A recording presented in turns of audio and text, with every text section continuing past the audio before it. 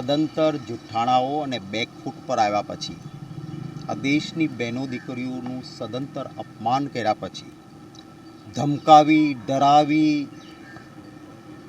રાજપૂતોમાં ભાગલા પડાવીને જીતી જ લઈશું આવો અહંકાર રાખ્યો, નહીં તો બહેનો દીકરીઓનું અપમાન કર્યા પછી સમાજની માંગણી શું હતી? માત્ર એક ઉમેદવારને તમે હટાવી લો. આ વાત પણ નહીં સ્વીકારવાની અને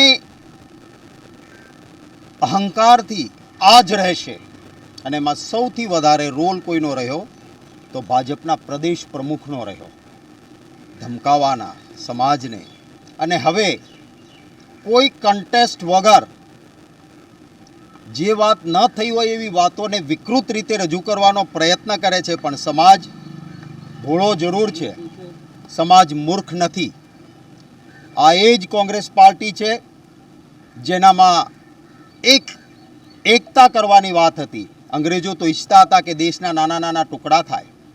ગુજરાતના એ મહારાજા કૃષ્ણકુમારસિંહજીએ સરદાર વલ્લભભાઈ પટેલને કહ્યું કે હું શરૂઆત કરું છું, 1815નો ધણી છું, મારી તમામ વસ્તુઓ રાષ્ટ્રની એકતા માટે આપું છું.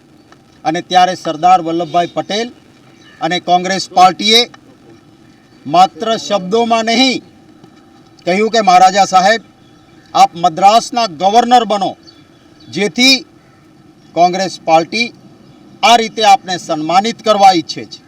અને મહારાજા કૃષ્ણકુમારસિંહજી એ મદ્રાસના ગવર્નર બન્યા. હું કહેવા નહોતો માંગતો, પરંતુ હવે જ્યારે CR પાટીલ સાહેબે વિડીયોની વાત કરી છે ત્યારે મારે આ વિડીયો બતાવી છે.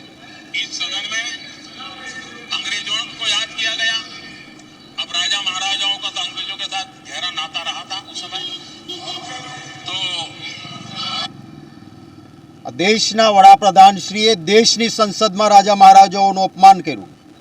એમણે આ કહ્યું અને આ વિડીયો સહેજ પણ મેં તોડછાડ કરીને ખોટી રીતે બનાવી હોય તો મને જેલમાં મોકલીને મારી સામે સજા કરો, જે થાય હું ભોગવીશ.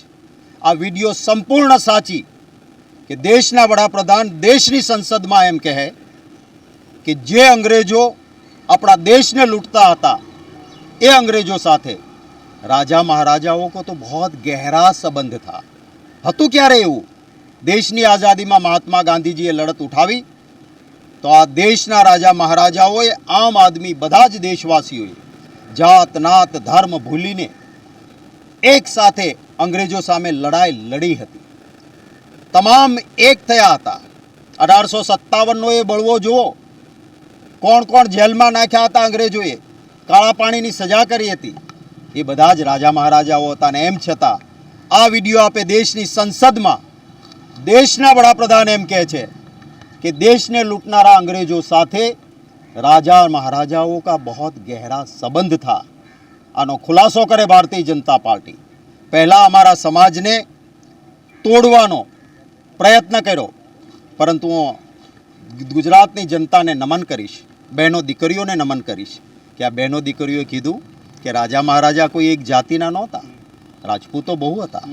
તો સાથે ઓબીસી સમાજમાં આવતા ભાઈઓ હોય, બ્રહ્મ સમાજના પણ રજવાડા હતા, પાટીદારોના પટ્ટા હતા, એમના પણ રજવાડાઓ હતા. અને સાથોસાથ જે કાઠી દરબારો હોય, કારડિયા રાજપૂત ભાઈઓનો સમાજ હોય, નાડોદા રાજપૂત ભાઈઓનો સમાજ હોય, આહિરના રજવાડા, ક્યાંક ભીલ અને આદિવાસી રાજાઓ પણ હતા. આમાંથી કોઈએ રોટી બેટીનો વ્યવહાર નહોતો કર્યો.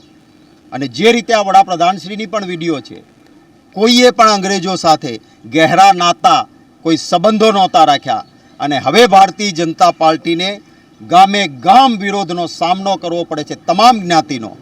ત્યારે હવે ખોટી વાત રાહુલ ગાંધીજીના નામે કરવા નીકળ્યા છે, એ સફળ નહીં થાય. સાહેબ,